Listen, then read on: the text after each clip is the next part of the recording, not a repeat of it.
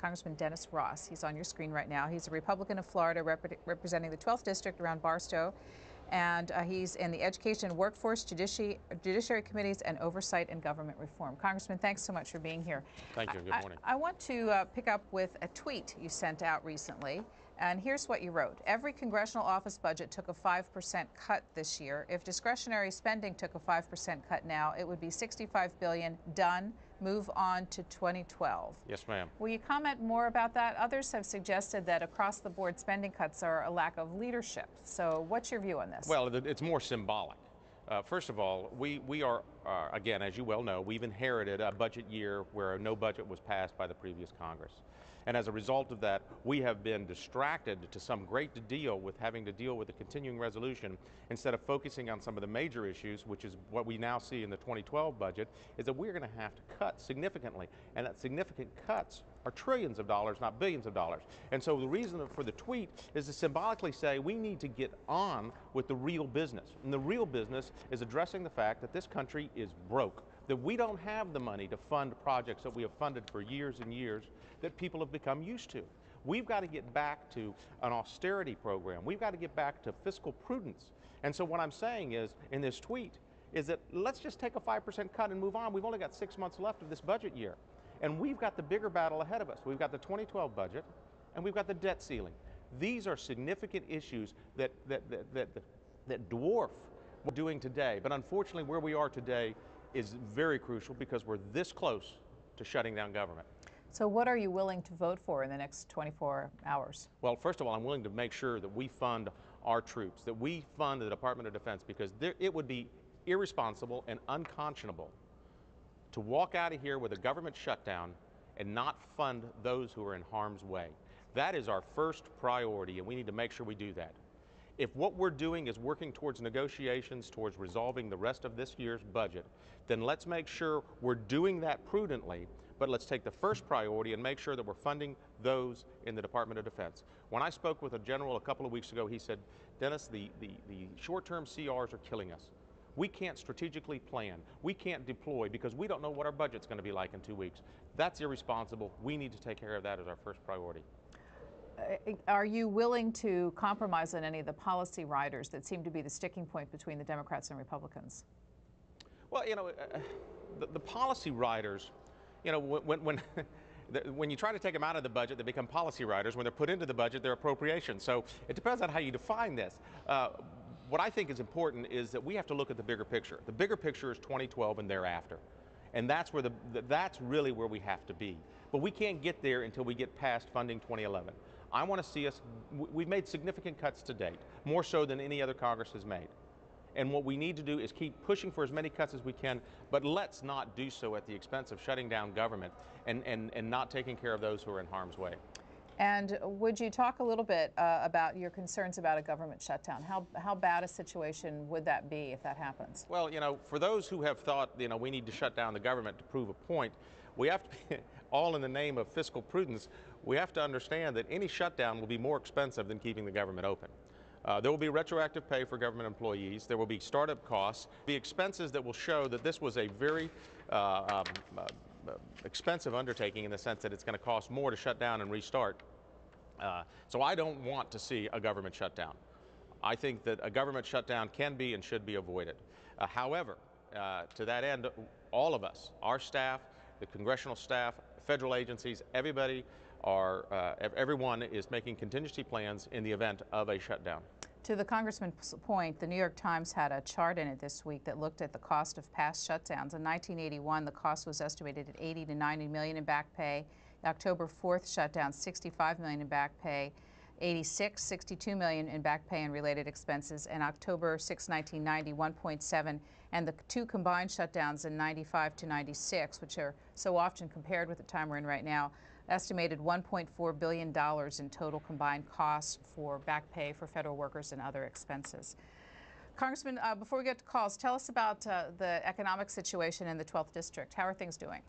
Well, I was born and raised in that district, and this is the highest unemployment we've ever seen. We're predominantly rural, we're blue collar, we're a very conservative community. We've lost to some of our agricultural industry, we've lost a lot of the service industry. we need to have a revitalization, but the only way we get a revitalization is through economic development. My district isn't looking for a government program to come in there and employ people. What it's looking for is the government to provide an environment so that investment will be made, so that businesses that right now that are having record profits and holding on to those dollars have a reason to invest and to hire more people. You know, District 12 is a beautiful district. It's one of the few landlocked districts in the state of Florida. It's the heart of Florida. It's old Florida. And the people there want to see their country flourish, and they want to be part of that success. Let's go to calls for you. Columbia, South Carolina. Diana, Republican, you're on the air. Hi, yes. I just got a question about various tax plans that have been proposed over the years. One is a national sales tax. We have a large undocumented workforce that is in this country. We also have a large underground where people are dealing with drugs and money. If you reduce the income tax and go to a national sales tax, that's one option, which could bring more money into the government. The other one was a proposed flat tax, which would tax everyone at the same rate. What is your opinion on either of those taxes? Diana, let me tell you, that what we refer to in terms of the sales tax, I refer to as the fair tax. And if we could eliminate the Internal Revenue Service, eliminate the income tax, and have nothing but a fair tax, which is a national sales tax, what you would see is you'd see the price of products reduced, because no more in the cost of that product will be the cost of taxes that businesses have to pay and pass on to consumers. What you'll see is a true consumption tax, so that those people who want that item know that they'll be paying a tax on it. But more importantly, Diana, what you'll see is that people will be able to keep their money and decide what it is they want to spend it on. I think that moving into a fair tax, a national sales tax, along with the elimination of the Internal Revenue Service income tax, is a very good idea for us to pursue. We should tell you about the congressman when he talks about the cost of a federal shutdown. He knows that from the chairman's gavel he holds. Unusual for a freshman member to have a chairman's position, but he in fact chairs the subcommittee on the federal workforce, the U.S. Postal Service, and labor policy. Just a little detail. I've been looking at so many of these articles about what might close and what might not. Will the mail continue being delivered if there is a federal shutdown? And the reason the mail will continue to be delivered is because they're an agency of the federal government that operates within their own budget. In other words, the monies that they receive come from the postage and from the services they provide. So they will continue to provide mail as they have now. Now, there's another issue down the road about whether they can sustain themselves based on their current business model, but that's not for today's discussion. Yeah, it's in a whole other program. Yes, we can have you back on. Let's get our next telephone call. It's East St. Louis, Illinois. Karen, Democrats line, you're on the air. Hi, how you doing? Good morning. I was calling to ask him. I'm a primary caregiver, and I take care of my father. He's very ill. He's had Alzheimer's. And we live off his income because I can't leave him alone. I always have to be with him. And I don't understand why the Republicans will want to mess with the elderly. That a lot of them they can't take up for themselves, and they done paid into these taxes and stuff, but they want to cut it.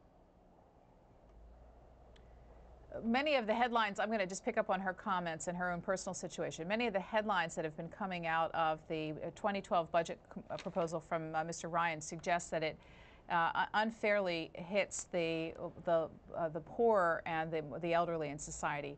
Can you offer your rebuttal or view of that? No, I take opposite view on that. First of all, what Ryan is proposing, for anybody 54 and under, it will not affect, okay, when we're talking about Medicare and Medicaid reformation. Also understand that I have a father who's 88 years old, a veteran of World War II, who's suffering from Parkinson's disease, who needs daily, constant, 24 hours care. I understand the need to make sure that we take care of those who cannot take care of themselves. I would not be supporting the Ryan budget if it did not do that. In fact, what it does is it allows more options for those needy families. It allows for greater subsidies for those who have a need, a financial need, to make sure they have that. But more importantly, it gives those families the option of what type of plan they want to use for their particular type of care. You know, one of the things I think is very important is that one size does not fit all when the government's performing the service. Giving consumers options to fit their needs is one of the best things we can do. Not only does it provide the choice, but it provides competition from those offering it. And I think that's what the Ryan plan does. And I think that's what will be more advantageous for those in need and for the elderly. Uniondale, Pennsylvania. Nathan's a Republican there. Good morning, Nathan. Good morning.